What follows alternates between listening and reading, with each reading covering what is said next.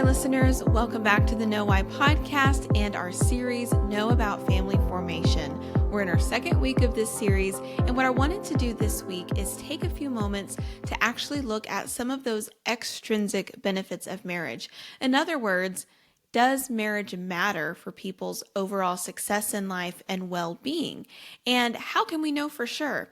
Now, if you listened last week to the podcast or you watched it here on YouTube, then you know we talked with John Mancini, and that was a great conversation. And the whole premise of that conversation was based on a paper that John had written, arguing that if marriage is good, there has to be a deeper reason why, or in other words, a transcendent reason. The extrinsic goods of marriage, or those benefits we get, are not and cannot be the sole reason why people should get married, because a lot of times we can still get those benefits in other ways. But focusing on those extrinsic goods is still important because, as John noted, there are actually a lot of lies and false beliefs out there with regard to how marriage affects lives. So while these aren't the sole or ultimate reason to get married, they still it's very important information for us to know, if nothing else, so that we can have an accurate picture of what married life is like for a lot of people. So I am going to be looking at this book. It came up in conversation with John last week. It's Get Married by Dr. Brad Wilcox. This came out in 2024, if I'm correct. Why Americans Must Defy the Elites, Forge Strong Families, and Save Civilization. Like I said, it came up last week. It's probably one that I will reference again, or that will come up in other conversations throughout this series, just because Dr. Wilcox for a long time has really been one of the voices and minds leading the research on this kind of thing. So again, follow the Institute for Family Studies, read this book for yourself. What I'm going to do today, though, is I'm just going to kind of walk you through one of the chapters, because if I tried to summarize the entire book, that would take a long time. And as you know, we try to keep the episodes on the Know Why podcast fairly short so that you can listen to it quickly, but we will come back to it. So I'll cover more aspects of the book later on throughout the series, but I wanted to start out busting one of the myths that really Dr. Wilcox busts with statistics and research and studies from all kinds of places here in chapter 1 of his book, Get Married. So that's what we're about to dive into. Now, before we go into the myth, however, we have to acknowledge that there is a problem. And I think it's a problem. See, people who value marriage and know that it's good for society think it's a problem. You might not think it's a problem, but the problem I'm referring to is the fact that fewer and fewer young adults actually are interested in marriage or planning on getting married or getting married at all. And what is really interesting is that you have a cohort of young men and a cohort of young women who are both really saying the same thing about marriage in terms of it not being a good idea. It's not a good deal. And they're arguing this from totally opposite ends of the ideological spectrum. So you have a group of men on the far right who are saying that marriage is pointless for men, that it limits them sexually and financially, and that it robs them of their independence. You have women on the far left who are saying the exact same thing, that marriage is not good for women for the exact same reasons. Now, obviously, these groups of people aren't representative of all men and women, but you do have these kind of growing groups on the opposite ends who are really saying the same thing about marriage. Now, if you think marriage is, you're ambivalent about it and you really don't think it matters for society whether or not people are getting married and forming families that way, then you may think, so what? Or maybe they're onto something. That's actually just not true. And again, that's what the research shows, and so that's what we're going to get into. So this first myth, Dr. Wilcox calls the flying solo myth. In other words, men and women are going to be better off if they do not get married. Men will be better. That's one argument over here from people like Andrew Tate, who are very misogynistic, or, women on the far left who are a lot more progressive in their politics, saying that women will be a lot better off if they don't get married. It's actually kind of sad, because what you're seeing is a group of men and women who are men who are anti-women and women who are anti-man. So that's a problem. I think a lot of people can recognize that, because we can't really escape the other half of the human population. And from a Christian perspective, if you recognize that God created men and women to work as a team and to work together to steward the earth and to be in unity, then you see that this is one of the effects of the fall, of men and women being at odds. Just because that is one of the effects of sin, it doesn't mean that we have to keep it that way, though. We can come back together. So, anyways, to this myth that I've been talking about. Let's start with kind of the men's side of the argument. And if I say men, again, I'm generalizing. There are a lot of great men out there, men who are interested in family and marriage. If you want an example, again, just listen to last week's interview and you'll be encouraged. But there is kind of a growing group of voices that is really concerning. And so I'll just kind of read from Dr. Wilcox's preface here. The biggest voice in the online manosphere today, with more than 12 billion views on TikTok alone, is no fan of marriage. Andrew Tate is described as the king of toxic masculinity, has made it clear that he does not think much of our oldest social institution. The problem is there is zero advantage to marriage in the Western world for a man, said Tate. There is zero statistical advantage. If you use your mind, if you use your head instead of your heart, and you look at the advantages to getting married, there are absolutely none. Is he right? Well, spoiler alert, no, he's wrong, but that's the argument out there, and you're going to hear that from a lot of young men who are buying into that belief. Here's what Dr. Wilcox says. If you doubt that Tate's message is resonating with a substantial minority of young men, ask a teenage boy in your circle about him. In a world where so many boys and men are rudderless, devoid of meaning, purpose, and a place in the world, Tate seems to have the answers to the questions that they are asking about the path that a man should take in life. We've talked about this on the Know Why podcast before, the lack of purpose and a sense of meaning for young men in particular, but really a lot of young people in general.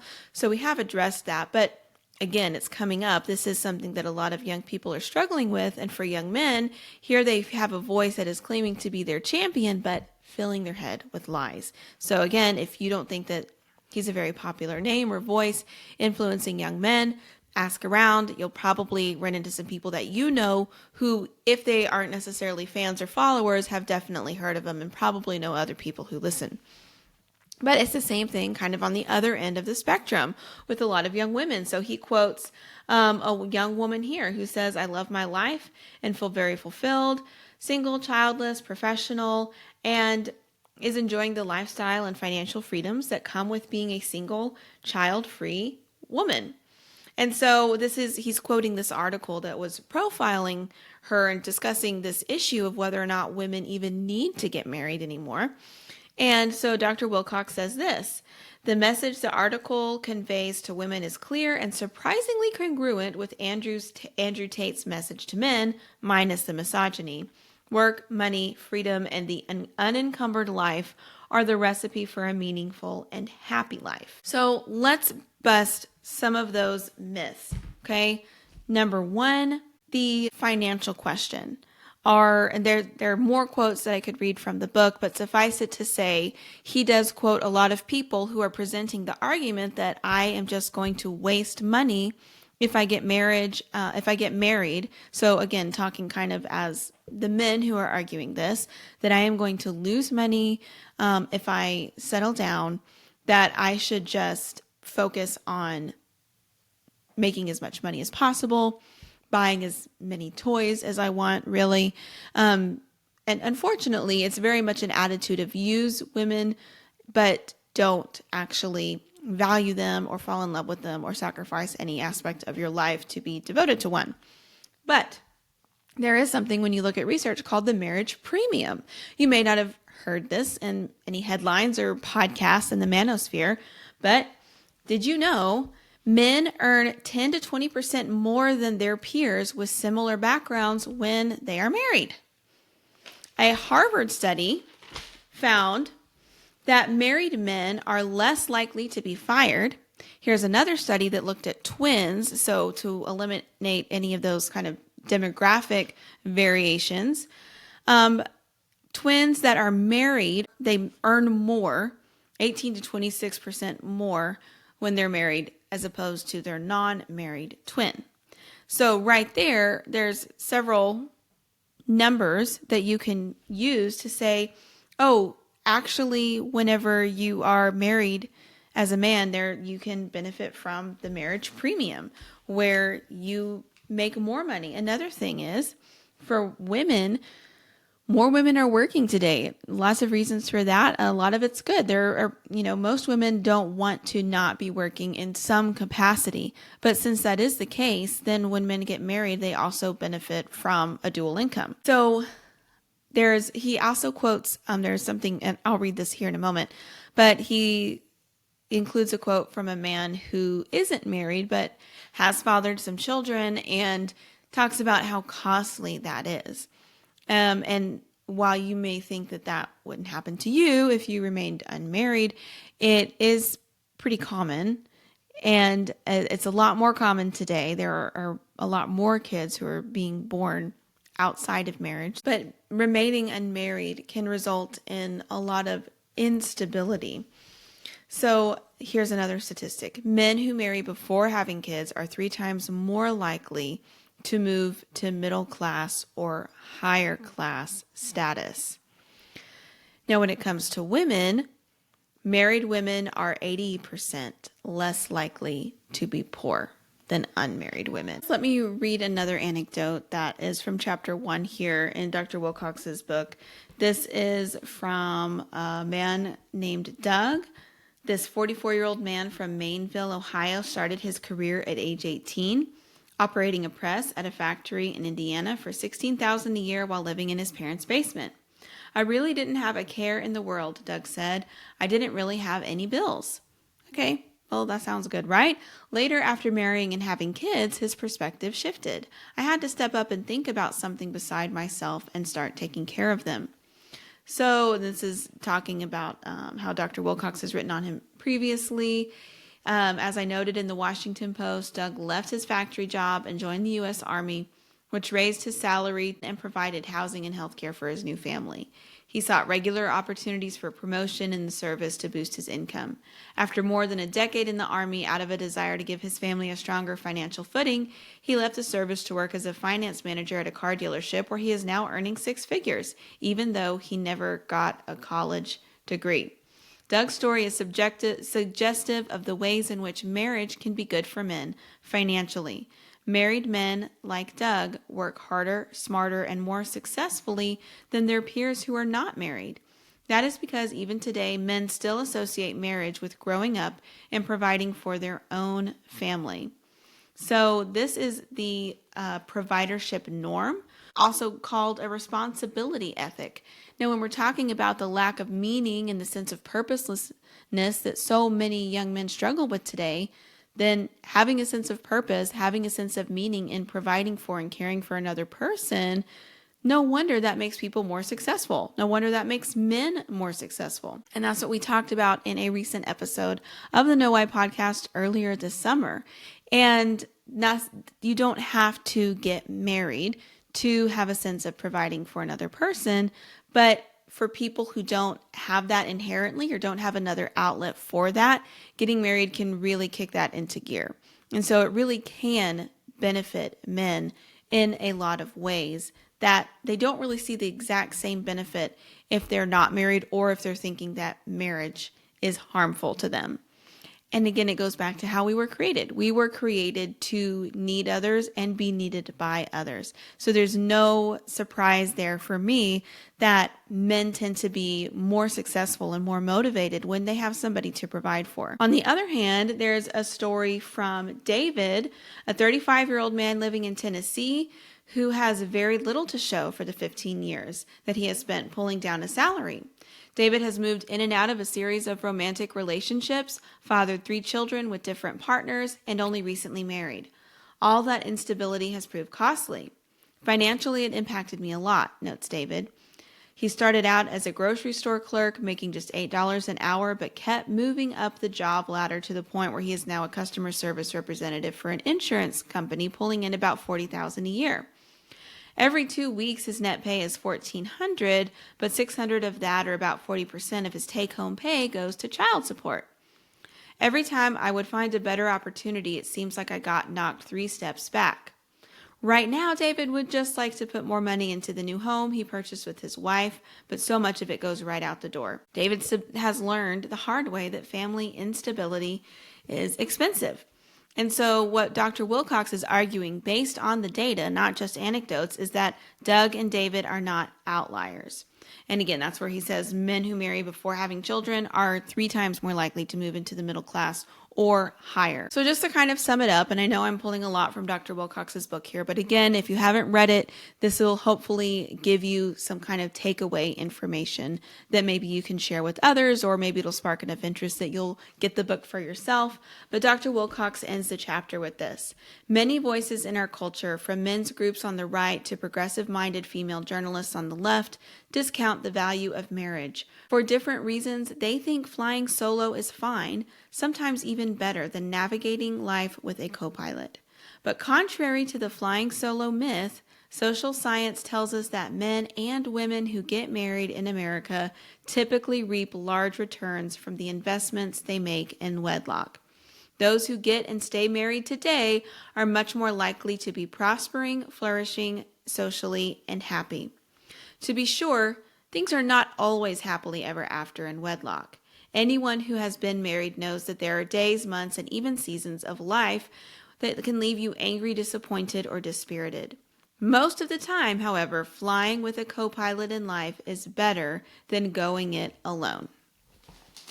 He does talk about a couple exceptions to the rule, which include divorce, and which can obviously be extremely costly. And the other exception is violence towards your partner, drug abuse, infidelity.